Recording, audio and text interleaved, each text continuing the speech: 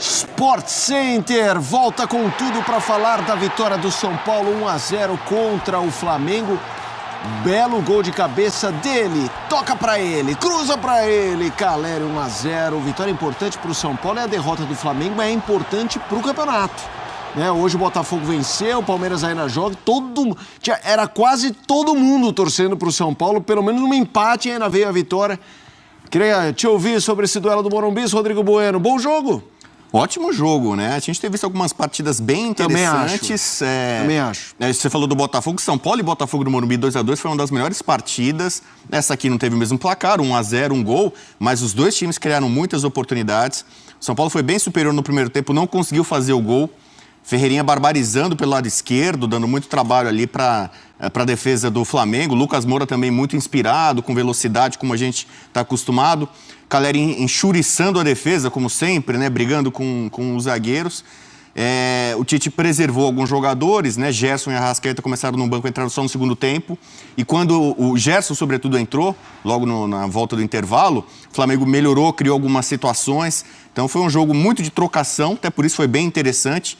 Muita alternativa, e o Caleri na bola parada conseguiu fazer um gol de cabeça. Ele perdeu um gol mais fácil de cabeça poucos minutos antes, né? Um bom cruzamento que veio da esquerda do Wellington, que aliás o Wellington está jogando muito bem, como há muito tempo não jogava. Depois que ele definiu sua saída para o Southampton, vai ser o final do ano, né? Quando terminar seu contrato, ele vai para o clube inglês e desde então ele começou a jogar muito bem, né? Então o São Paulo fez uma boa partida, foi superior, mereceu a vitória, poderia ter feito até mais gols.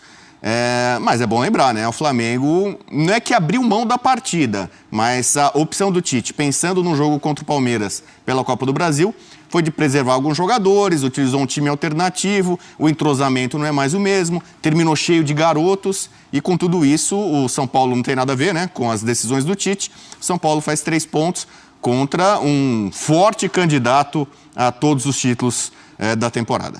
Indo e vindo, São Paulo e Flamengo, trazendo o Flamengo, Bueno. Como você olha esse Flamengo que perdeu hoje a liderança para o Botafogo, mas segue com um jogo a menos, então o aproveitamento continua muito bom. Está bem na Copa do Brasil contra um adversário muito forte, que é o Palmeiras. Venceu 2-0, agora decide fora de casa. Tem Libertadores contra o Bolívar na outra semana, né? Começando daqui 10 dias. A gente já viu que o torcedor está confiante no time, mas o torcedor rubro-negro é um cara que gosta de ver futebol vistoso. Mas vem numa sequência tão boa nas últimas semanas, vendo Botafogo e Palmeiras também tropeçarem, que daí criou-se aquele ambiente favorável. Como você vê esse Flamengo, que talvez não seja um rolo compressor, mas muito seguro? É isso, São Paulo hoje mereceu vencer, mas ainda assim o Flamengo jogou de igual, teve chance, só não acertou o gol. Queria que você falasse desse retrato Flamengo e Tite. Olha, estamos no comecinho de agosto, o grande adversário para muita gente do Flamengo no ano era a Copa América. Como ele ia sobreviver no Campeonato Brasileiro com tantos desfalques. Isso já passou. Esse jogo a menos no Brasileiro é contra o Inter fora de casa, não é um jogo simples. Sim. Assim como é normal o Flamengo perder do São Paulo no Morumbi, também é normal não vencer o Inter no Sul. Né? O jogo já vai ser no Beira-Rio, né? Então, é o jogo que falta para completar o primeiro turno. O Flamengo precisaria ganhar por 2 ou mais gols de diferença para ganhar simbolicamente o título do primeiro turno. Mas o que eu quero dizer, nesse momento, começo de retorno, o Flamengo tem totais chances de ser campeão brasileiro. Ele já largou como um dos 3, pelo menos, grandes favoritos, pelo elenco que tem, pelo treinador que tem, pelo fator casa, torcida, Maracanã e tudo mais. O Flamengo já era um candidato. Ele encaminhou bem, para mim, a classificação na Copa do Brasil contra o Palmeiras. Ele não deu sorte no sorteio, pegou um adversário pesado, os dois não deram sorte, né? Mas o Flamengo encaminhou bem e ali ele fez a sua grande atuação. Na hora que foi mais exigido, que ele precisava dar uma resposta muito positiva, com força máxima, com intensidade, o Flamengo fez 2-0 e poderia ter feito mais. Saiu barato para o Palmeiras aquele jogo. Não está definido ainda, mas convenhamos, o Flamengo está muito perto das quartas de final. A Libertadores, é claro, virou uma obsessão para todos os clubes brasileiros, especialmente para aqueles que têm mais dinheiro, mais investimento, mais ambição. Então o Flamengo vai tentar, de todas as formas, se dedicar a Libertadores. Se precisar poupar de novo no Brasileiro, vai fazer. E o caminho tem que ser esse. O Tite, há alguns meses, no pior momento dele, ele chegou a dizer que era impossível ou inimaginável vencer as 3 competições, né? E olha que ele tem o melhor elenco da América do Sul, né? Se o Flamengo não tem condição de vencer as 3 competições, quem vai poder, né? E acho que ele talvez tenha tido, digamos, uma receptividade meio negativa ali da comunidade flamenguista com esse tipo de discurso. Não, aqui é Flamengo, vamos tentar ganhar tudo. Especialmente nos pontos corridos, quando você tem um pouco mais de favoritismo para o time de melhor elenco, ele não pode abrir mão do brasileiro. Não, quer dizer, não é que não pode. Não é recomendável, né? Ele não pode fazer isso. Ele ainda acredita que tem condições mais rodadas para solidificar a liderança e o título nacional. E nas Copas, ele continua sendo, eu acho que o time mais temido. Se não é o time a ser batido, porque ele não é o atual campeão da Libertadores, não é o atual campeão da Copa do Brasil, mas ele é o time que ninguém quer enfrentar. É o time mais poderoso e tem condições, para mim, reais de ganhar os 3 torneios. Elton, eu queria te ouvir sobre esse tema, porque embora o Flamengo tenha colocado um time alternativo e tudo mais reserva do que titular, mas com grandes nomes, o São Paulo fez o gol no momento que o Tite começava a colocar em campo a sua cavalaria, né? A força não máxima, porque não dá para trocar 11, mas vinha a Arrascaeta para o jogo, o Gerson tinha entrado. Eu queria que você falasse um pouco sobre esse jogo, a importância da partida também no contexto do brasileiro, Elton. Eu acho que primeiro o Zubeldia achou uma solução bem interessante para enfrentar o Flamengo, fruto aí de uma saída que ele não esperava, que era a saída do Luciano. E colocando o Wellington Rato, que é um jogador que na temporada passada, com o Dorival Júnior, tinha mais oportunidades, né? Nessa temporada teve um pouco menos, teve mais com o Carpini até, né? O Carpini, inclusive, esses dias elogiou o Wellington Rato, né? Um jogador que ele considera um bom jogador para a posição. O Wellington Rato fez um bom jogo, deu assistência, né? E a entrada de Lucas por dentro já fez essa função também, jogando como 10, né? Jogando como o meio armador. Mas como o Lucas tem 1 contra 1 em velocidade, isso entre os volantes do Flamengo, sobretudo o Léo Ortiz, que jogou como volante nessa partida, foi fundamental. A gente está vendo, inclusive, né, um lance que ele faz essa arrancada por dentro e finaliza para a defesa do Rossi. Foi importante também para o São Paulo encontrar fôlego e ter a bola no campo de ataque também. O São Paulo teve mais posse de bola que o Flamengo. A gente lembra, né, do jogo Flamengo e Palmeiras e o amasso de posse de bola que o Flamengo deu no Palmeiras, principalmente no primeiro tempo. Isso não aconteceu contra o São Paulo, né? O São Paulo conseguiu ter mais a bola. E aí a gente vai pro lado do Flamengo, né, Felipe? Porque você falou bem, vocês falaram bem, né? Um time modificado, mas o Flamengo também jogou modificado boa parte da Copa América. É claro que quando a gente olha pro time titular que jogou a Copa América, tinha o Gerson no meio-campo, olha pro ataque, tinha o Pedro, né, como referência. E esses jogadores, obviamente, fizeram falta nesse time alternativo, porque o time já se virou sem o De La Cruz, já se virou sem o Arrascaeta e conseguiu ir muito bem, né, nesse período de Copa América. Nesse jogo contra o São Paulo não conseguiu, com o Gabriel fazendo a função de 10 ou de um segundo atacante, o Carlinhos como referência, e aí, pelos lados do campo, o time não teve tanta profundidade assim, né? A gente olhar a dobra de pontas, porque muitas vezes o Wesley era ponta, né? Mas aí tinha o Matheus Gonçalves por ali também. Do outro lado vinha um pouco mais preso. Quem tinha um pouco mais de liberdade é o Bruno Henrique, que volta de lesão, não é um jogador com aquela potência física que a gente está acostumado a ver. Então o Flamengo não conseguiu jogar pelos lados do campo e sentiu dificuldades por dentro porque o Lucas estava dando muito trabalho por ali. Só que os gols não saíram, né? O gol do São Paulo não saiu, o Flamengo não conseguiu nem acionar o Carlinhos. E aí tem a questão de não ter o Pedro, né? Porque o Carlinhos foi o cara que menos tocou na bola no primeiro tempo. E aí o São Paulo no segundo tempo, na bola parada, como a gente está vendo, conseguiu fazer o gol com o Caleri e passou a controlar o jogo muito bem. Porque logo depois, como você se referiu bem, né? Os jogadores, os principais jogadores do Flamengo entraram em campo, mas aí o São Paulo já tinha controlado muito bem o espaço, fez um jogo muito maduro. É interessante que a gente está falando de 2 equipes que conseguiram vantagens nos jogos de ida da Copa do Brasil, mas um está muito mais preocupado com o jogo da volta do que o outro. Porque o São Paulo joga em casa, o São Paulo conseguiu uma vantagem fora de casa, o Flamengo vai ter que, nessa mesma cidade, né, em outro estádio, manter a sua vantagem contra uma equipe muito superior, né? Não dá para comparar o Palmeiras e o Goiás. Então acabou sendo uma vantagem para o São Paulo nesse sentido também. Na verdade, o que eu acho que ajudou muito o São Paulo é a agenda. porque o São Paulo jogou com o Goiás no Morumbi, fez 2-0, visita o Goiás, mas o jogo é quinta. Né? Depois até confirma para mim, Dimas, mas é quinta-feira, né? Então, jogou terça para sábado, que seria o quarta para domingo, né? Uma agenda tradicional, e daí vai de sábado para quinta.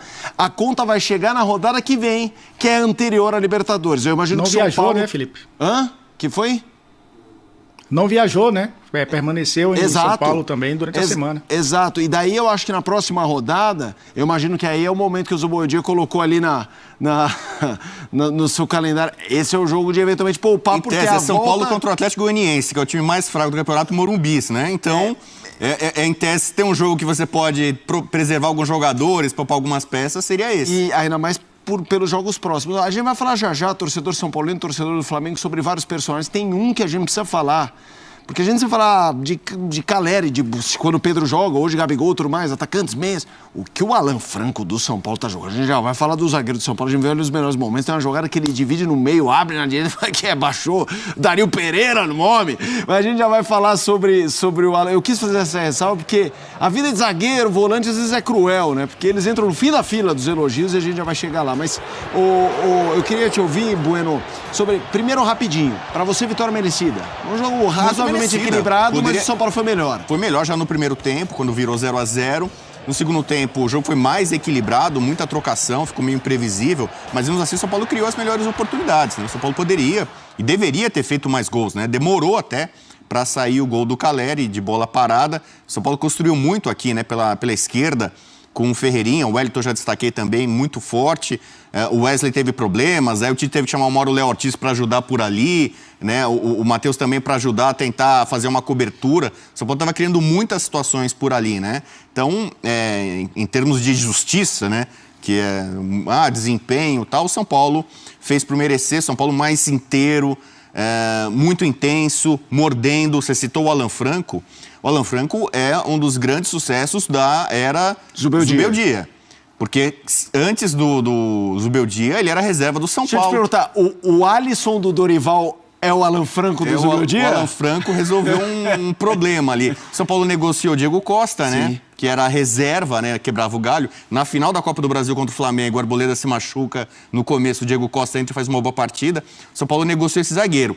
O Ferrarese, que também é jogador internacional, de seleção, até agora não justificou muito o nome, a pompa, né? E o Alan Franco, com a bola no pé, com técnica e com raça, hoje ele deu um exemplo de dedicação, de luta, 2 divididas em sequência, ele ganhando ali com o pé firme na bola, de forma leal.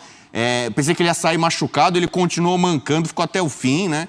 Então é um jogador que realmente está vestindo com muito orgulho, muita honra à disposição essa camisa do São Paulo. Ô Elton, a gente tinha uma tarja aqui, uma frase aqui na nossa tela, que é sobre o Flamengo errou ao poupar e tal, não cornetando a nossa produção. Eu adoro o Dimas Copete trazendo aqui pra gente esses debates. Eu não gosto muito de optar, olha lá, Tite errou ao escalar. Eu quero entrar, vou jogar pra você trazendo o que eu penso sobre isso. Eu nunca avalio muito essa coisa de acertou ou errou, porque comissão técnica tem a informação fisiológica dos jogadores e tudo mais, e é tanta coisa pra você colocar fichas que é difícil você jogar força total todos os jogos. Difícil não, é impossível. E para mim tá longe de estar decidido o confronto do Flamengo com o Palmeiras. Ele não pode em nenhum momento pensar em piscar com o Alviverde. E o time reserva tem Gabigol, tem Bruno Henrique voltando, é Davi Luiz. Entendeu? É um time reserva com brilho, hein? Então, assim, eu respondo que eu não acho que o Tite errou. Mas a gente pode condicionar o debate ao resultado, e eu não gosto de fazer isso. Como é que você vê esse tema, Elton? É difícil falar depois de um jogo, né, que o Flamengo acabou não vencendo. Eu acho que o Tite não errou em poupar esses jogadores. Olhando primeiro para o Campeonato Brasileiro, o Flamengo segue com um jogo a menos em relação ao Botafogo, e não pode ser alcançado pelo Palmeiras nessa rodada. Então o Flamengo, no mínimo, mantém a segunda posição, com um jogo a menos em relação ao Botafogo, vencendo esse jogo, ultrapassa nos critérios de desempate, né, no saldo de gols principalmente, e tendo um confronto direto com o Botafogo e com o Palmeiras, 2 confrontos diretos, né? Inclusive um na próxima rodada. Então, olhando para o campeonato, o resultado talvez não interfira no projeto do Flamengo em lutar pelo título até o final, em voltar a ser campeão brasileiro. Olhando para o calendário, a gente está vivendo uma situação de competições atrás de competições, mata-matas de Libertadores que virão daqui a 2 semanas, esse mata-mata de Copa do Brasil, jogadores vindos de Copa América, né, caso de jogadores do Flamengo principalmente, né, os caras que estavam ali envolvidos numa competição de seleções. Então tudo isso ele precisa administrar olhando também, gerenciando o calendário, porque ainda não estamos no momento crítico do campeonato em termos de disputa de títulos, né? Mas estamos no momento crítico de jogos encavalados. Então acho que, nesse sentido, não vejo um erro do Tite em poupar os jogadores, poupar os jogadores entre aspas, né? Entraram durante o segundo tempo, jogando menos minutos do que o habitual. Ao mesmo tempo que a gente olha para o São Paulo e nesse gerenciamento de calendário, o São Paulo faz muito bem também, né? Não teve viagem, teve um descanso para poder recuperar esses jogadores. Bem verdade que também não joga com sua força máxima, porque vive situações de contusões que também atrapalham o desempenho da equipe, o planejamento do Zubeldia, mas foi um time que soube lidar melhor com esse recorte da temporada, né? Esse recorte bem digamos, importante para o próprio São Paulo também, que defende o título da Copa do Brasil e que conseguiu uma boa vantagem no jogo de ida, assim como o próprio Flamengo, mas a logística ajudou, entre aspas, o São Paulo. Então não vejo o erro do Tite, não. Condiciona muito o resultado, né, a gente falar sobre isso. Mas o Tite, sem muitos desses jogadores, conseguiu a liderança do Campeonato Brasileiro, né? A gente falando desse período de Copa América. Vamos fazer o seguinte, vamos ao Morumbi, acionar o repórter Eduardo Afonso, trazendo o clima dessa vitória do São Paulo diante do Flamengo 1-0. Já as entrevistas coletivas, a gente discutir aqui também, Edu, eu quero o clima, mas essa coisa de logística, né? O São Paulo colocou a força, se não máxima, não, quase lá, né? Um ajuste aqui, outro ali. Tem Goiás na quinta fora, aí tem Atlético Goianiense em casa e daí vem a Libertadores. Então, talvez por esse distanciamento até quinta que vem, a possibilidade de escalar todo mundo e depois ver o que faz nos confrontos, entre os confrontos de Copa do Brasil e Libertadores. Boa noite, Edu. Tudo bem, Mota? Como é que você está? Boa noite ao Rodrigo Bueno, ao Elton Serra e ao Fã de Esportes. É exatamente esta sequência, eu ainda vou estendê-la, porque entre os 2 jogos do Nacional, depois do primeiro em Montevidéu, Palmeiras no Allianz, e aí o jogo da volta contra o Nacional no Morumbi. Mas provavelmente nesse jogo no Allianz, o Palmeiras também vai estar envolvido da mesma forma que o São Paulo num jogo decisivo de Libertadores. Então a gente tende a ter um clássico talvez esvaziado por esta partida ter caído exatamente no meio das oitavas de final da Copa Libertadores da América. Bem, aqui no Morumbi hoje para o São Paulo foi uma noite sensacional. Vamos começar com o tricolor vitorioso. O Caleri fez o seu 12º gol na temporada, o de número 74 com a camisa do São Paulo. Está atrás do Luciano, que é o maior artilheiro deste elenco. Tem 13 na temporada e 80 no total.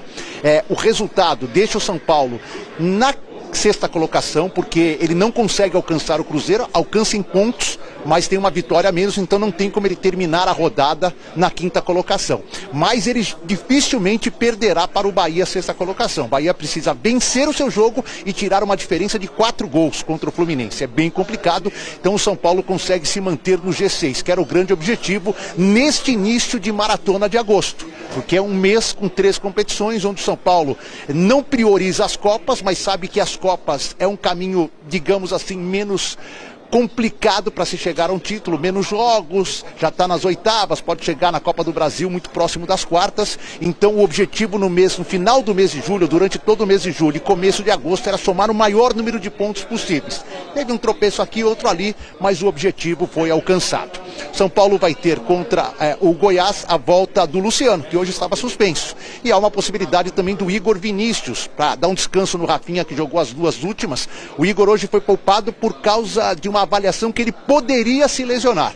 Então descansaram o Igor Vinícius para evitar esta lesão e ele volta a trabalhar. Serão 4 dias de trabalho, amanhã provavelmente folga, 3 dias de trabalho antes da viagem para Goiânia. São Paulo também teve recorde de público na temporada, 58.065 torcedores, muita torcida do Flamengo, vamos dizer, o setor do visitante estava lotadinho, não tinha espaço para mais ninguém. O Flamengo colaborou bastante com a sua presença de torcida para quebra deste recorde, mas o São Paulo põe mais de 58 mil pessoas numa noite de sábado aqui no Morumbi. O Flamengo tem uma semana também verde pela frente, contra o mesmo adversário 2 vezes. Vai jogar quarta-feira aqui no Allianz Parque com a vantagem de 2 gols para se garantir na Copa do Brasil. Todos os titulares poupados, alguns que entraram no segundo tempo, estarão à disposição do Tite, ninguém saiu machucado. E no final de semana tem o Palmeiras novamente, no Rio de Janeiro, Maracanã, domingo, 16 horas, aí com 2 desfalques por cartão. O Bruno Henrique, que nem é titular, e o Davi Luiz, esses dois não poderão enfrentar a equipe do Palmeiras no final de semana e não na Copa do Brasil. Vou ficar por aqui, provavelmente a zona mista será conjunta, não sabemos se o Flamengo, no último jogo do Flamengo aqui, ninguém falou na zona mista do time carioca. Vamos ver se hoje vão passar jogadores e falar do São Paulo com toda certeza. E a Duda está em outro ponto aqui, já vem com as coletivas dos 2 técnicos, o Zubeldia e também o Tite, que já falam dessa vitória do São Paulo, 1-0 num jogo bem disputado contra o Flamengo. Mota. Show de bola, Eduardo Afonso. Já a gente volta ao Morumbi com o Edu, com a Duda, nessa repercussão da vitória do São Paulo 1-0 contra o Flamengo. Aí a ficha técnica da partida, o São Paulo em vantagem em todos esses itens, posse de bola, finalizações, 15-8, certas, 3-0. Péssimo aproveitamento dos dois, inclusive, né? A gente tem 20% do São Paulo de acerto e 0% do Flamengo. Grandes chances, 5-0, ações na área rival 30-11, duelos vencidos 53-38. Queria trazer um tema aqui, a gente tá nesse, eu ia falar ping-pong, mas já que estamos em época olímpica, neste tênis de mesa, aqui no Sport Center, de São Paulo para Flamengo, Flamengo para São Paulo, Gabigol. Rodrigo Bueno, e depois eu quero ver o Elton Serra também. Numa utilização inicial de meia, depois jogou algumas partes pelo setor mais lateral de campo. Muita gente achando que o Tite está tentando fazer isso, não para que ele seja depois titular, jogando assim com o Pedro, mas para aumentar o repertório de possibilidades de utilização do Gabigol, para não ser só uma coisa binária com o Pedro. O que você achou? Não só desse jogo, o que você pensa da ideia, Bueno? A ideia é boa, né? O Gabigol, ele é muito versátil, né? Talvez por conta do apelido, as pessoas associam o Gabigol, tem que fazer gol. Jogou bem, fez gol. E não é assim. Na época do Dorival, ele abriu mão, né, da centroavância, né? Sim. De forma brincadeira aqui, essa centroavância, pro Pedro, e ele jogou mais aberto. No Santos, né? Nos times que ele jogou, sim, muitas Ricardo vezes... Oliveira, lembra? Circulava, né? Ele tem capacidade para armar, um jogador que tem boa técnica, boa visão de jogo. Ele não é o Arrascaeta, sim, ele não é o Gerson. Ele tem características diferentes. Mas ele tem um poder de liderança muito bem, né? O Carlinhos ali serviu como poste, como referência, e ele participando da jogada, circulando por ali. Então é possível sim jogar junto com o Pedro. E é possível aproveitar o Gabigol de várias formas. E é preciso dizer, já não é de hoje que o Gabigol voltou a jogar bem. Fez gol decisivo de pênalti, tem participado ativamente do time, voltou a ter uma vontade extra, parece, de defender o Flamengo. A gente imagina que pelo menos até o fim do ano vai ser nesse pique. E está se mostrando agora, de fato, um jogador não imprescindível como já foi, mas importante e útil para o Tite em muitos momentos. Numa partida de hoje, por exemplo, com um time alternativo, o Gabigol foi uma das principais figuras do Flamengo, né? Da forma que foi escalado, como foi utilizado, ele também criou dificuldades para o São Paulo. É um jogador que prende a bola, tem bom passe, né? Tem bom entendimento com o Bruno Henrique. Eu lamentei até porque o Bruno Henrique saiu logo no intervalo, né? O Gerson entrou, melhorou o time, mas a parceria do Bruno Henrique com o Gabigol é algo que se perdeu no Flamengo, né? Infelizmente, na era Tite, né? Os dois que eram, né, digamos assim, unha e carne, né? Eram muito parceiros, agora pouco jogam juntos. Mas o Gabigol ainda tem muita coisa para oferecer para esse time do Flamengo. Quero ouvir você também, meu amigo Elton Serra, sobre esse tema Gabigol. Bom, o Tite já não teria o Pedro, né? Mesmo estando no banco de reservas, Pedro estava cumprindo suspensão, não ficou nem no banco. Então, era natural que o Carlinhos fosse titular e passasse boa parte do jogo como titular, porque tem entrado no lugar do Pedro com o Tite nos últimos jogos. Carlinhos que tocou 6 vezes na bola, no jogo inteiro, né? A bola não chegou. E ele também não tem essa mobilidade, essa participação que o Pedro tem. Que o Gabriel tem. E eu acho que foi por isso até que ele acabou sendo escalado. Porque a gente viu a escalação e imaginou, né, o Flamengo jogando com o Gabriel jogando como um 10, né? O Flamengo jogando num 4-2-3-1. Já não tinha os 2 pontas, né? O Luiz Araújo e o Everton Cebolinha. Talvez o Luiz Araújo fosse titular, porque o De La Cruz tem feito um lado, o Everton outro, né? E o Luiz Araújo entra durante os jogos. Poderia funcionar, inclusive, como jogador dessa forma, mas lesionado também não foi opção. E aí eu imagino que a entrada do Gabriel era para funcionar como um segundo atacante. Muitas vezes ele jogou dessa forma. Acho que encontrar um lugar para o Gabriel no time titular, nesse time do Flamengo, do Tite, vai ser muito difícil, porque é o jogo posicional, é o time que tem o De La Cruz funcionando como meio armador por um lado, um ponta por outro. O Gabriel não se encaixa nessas 2 características hoje, apesar de ter começado como ponta, né, a sua carreira, jogando como ponta direita. O Arrascaeta jogando por dentro, e o Gerson muitas vezes trocando de posição. O Gerson, na época da Copa América, lembremos, jogou também aberto pelo lado direito, entrou no segundo tempo dessa forma, né? Depois do gol sofrido, ele passou a jogar um pouco mais por dentro e o Gabriel saiu um pouco mais. Depois ele acabou colocando o Lohan, que muitas vezes fez essa função de armador, né, jogando por trás de um centroavante, e aí o Gabriel passou a jogar mais à frente, porque o Carlinhos não jogou bem.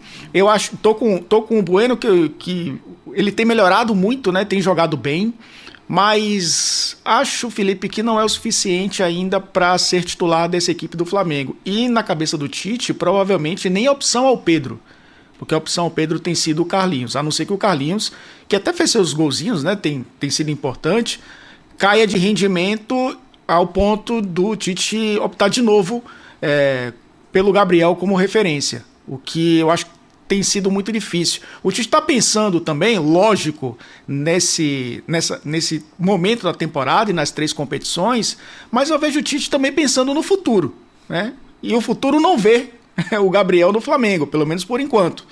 Eu acho que por isso até ele vai colocando outras opções e deixando o hoje camisa 99, o ex-camisa 10 do Flamengo, como uma segunda opção de ataque e talvez uma terceira no meio-campo, como um meio atacante, né, jogando um pouco mais por dentro, como ele jogou essa partida contra o São Paulo. Tem um tema importante que é essa história que o Eduardo Afonso trouxe do público, né? O Morumbi lotado hoje. Ele sinalizou isso sobre o Flamengo. É importante porque em todo jogo no Morumbi, em qualquer estádio assim, mas o Morumbi, por ser muito grande, ele tem o percentual para o visitante grande e muitas vezes ele não é preenchido. E isso o São Paulo não tem o que fazer. Então, para ter essa capacidade importante de atingir 58 mil, você precisa de um time capaz de ocupar esse espaço. Então, o Flamengo complementou esta cota para chegar a 58 mil. É uma demonstração de, mais uma vez, do torcedor são paulino ao lado do time, Bueno. O São Paulo ultrapassou já, no meio de semana, mais de 1 milhão de torcedores no Morumbi nesse ano. Esse é o 23º jogo do São Paulo em 2024 como mandante. O São Paulo tem uma média de aproximadamente 45 mil torcedores por partida. Então virou algo meio que habitual, né? Pode ser segunda à noite com chuva, quinta à noite com frio, sábado à noite, né? Mesmo assim o Morumbi vive lotado. Claro que é uma política que o São Paulo fez, ingressos um pouco mais... Galera do Mengão, segura essa bomba. O Flamengo está pronto para liberar Gabigol. Isso mesmo, a saída do artilheiro foi aprovada e nós vamos te explicar todos os detalhes dessa decisão que envolve tanto o lado financeiro quanto o relacionamento com o elenco. Quer saber mais? Então já deixa o like no vídeo e se inscreve no canal, porque a gente vai trazer todas as informações quentinhas para vocês. Depois de superar o Palmeiras na Copa do Brasil, o Flamengo se prepara para enfrentar o São Paulo neste sábado, 3, às 21h30, horário de Brasília, no Morumbi, pela 21ª rodada do Campeonato Brasileiro da Série A. Liderando a tabela do Brasileirão, o técnico Tite optará por poupar seus principais jogadores, já pensando no confronto decisivo contra o Palmeiras. No Bolave Brasil, você poderá acompanhar todos os lances da partida ao vivo, com transmissão começando às 20h, horário de Brasília. O confronto contra o São Paulo pode marcar a última partida de Gabigol como titular do Flamengo, conforme apontado pelo Bolave Flamengo. O atacante, cujo contrato se encerra no final do ano, enfrenta dificuldades na renovação de seu vínculo com o clube. Gabriel Barbosa ainda está em negociação para estender seu contrato, mas os termos propostos por ele têm sido um obstáculo. Além disso, o ambiente para o jogador dentro do clube não é dos melhores. Segundo Diogo Dantas, do jornal o Globo, a saída de Gabriel Barbosa do Flamengo é vista como uma questão de tempo, por motivos financeiros e de relacionamento nos bastidores. O clima entre o camisa 99 e o restante do elenco tem se deteriorado, com o jogador cada vez mais isolado no dia a dia. Além disso, Gabigol não conta com o apoio do técnico Tite, sendo utilizado como reserva na equipe. Ele será titular contra o São Paulo apenas porque Pedro será poupado para o próximo jogo. O presidente Rodolfo Landim mantém firme sua posição diante da última oferta feita ao atacante, uma renovação de contrato por 1 ano, com aumento salarial de 50%. No entanto, o jogador insiste em um novo vínculo com duração de 3 temporadas. Com o impasse entre o presidente Rodolfo Landim e Gabigol, o futuro do atacante no Flamengo continua incerto. Resta saber se as partes chegarão a um acordo ou se essa novela terá um desfecho diferente do esperado pelos torcedores. E você, o que acha dessa situação? Deixe sua opinião nos comentários, e se gostou do conteúdo, não esqueça de deixar o seu like e se inscrever no canal para não perder nenhuma novidade do Mengão.